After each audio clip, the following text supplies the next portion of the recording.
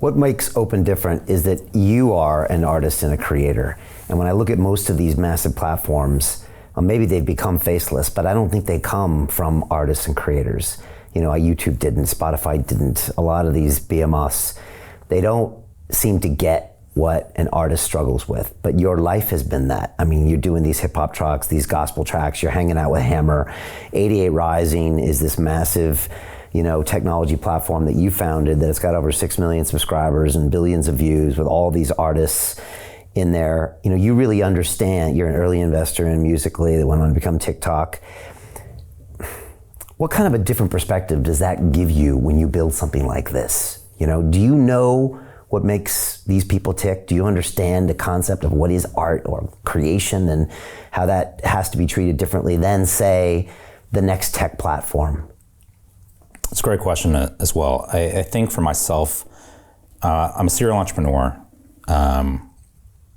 founded media tech companies, but deep down, I'm an artist. Deep down, I'm a storyteller. We could tell from the story of Kanye, a performer. And it's funny because when I was young, I remember in elementary school when we first had the first Apple computer. I was a kid in the 80s, you know, late 80s. And we're playing Oregon Trail. And and I just remember, like, in my head, as like an 8, 9-year-old, like, when my teacher asked me, what do you want to do when you grow up? And I remember just thinking that I want to tell stories. I want to tell stories. And it's funny because my dad, when I was 7, he asked me what I want to be when I grow up in Cantonese. He said, hey, Jaeson Ma, what do you want to be when you grow up? And I took out a piece of white paper and I took out some crayons and I drew 3 pictures of myself. And one was me in a suit and tie with a suitcase in my hand. One was me with a French Pierre cap and a paintbrush and a paint palette. And the third picture was me behind a church pulpit with a crucifix behind me preaching. And my dad said, what is this? And I said, well, Dad, Monday through Friday, I'm gonna be a businessman like you. Saturday, I'm gonna be an artist. And Sunday, I'm gonna be a preacher. And he looked at me in Chinese, he said, "Sang muk zai," meaning, you're a little smart aleck. Never would have thought, fast forward 30 years later, I've been able to live out each of those pictures that I drew as a 7-year-old at a different point and season of my life.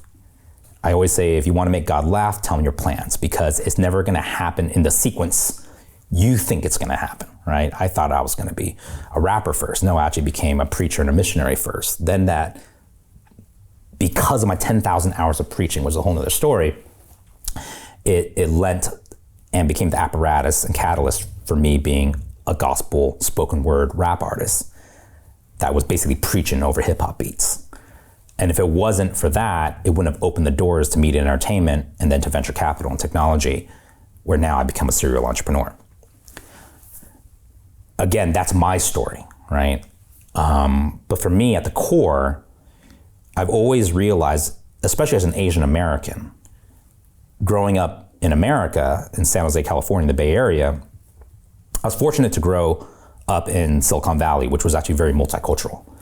But if I just went 30 minutes this way or 45 minutes that way, I'd be like in Danville, or I'd be like in Gilroy, and there's like no Asian people, right? And it was always interesting to me growing up that I always had this chip on my shoulder because I never saw Asian representation on the silver screen, television, internet. The only Asian people I ever saw was Bruce Lee and a guy named Yan Ken Cook, who was this Asian American chef who didn't really have a Cantonese accent, but he did it for entertainment to teach you how to cook Chinese food on PBS.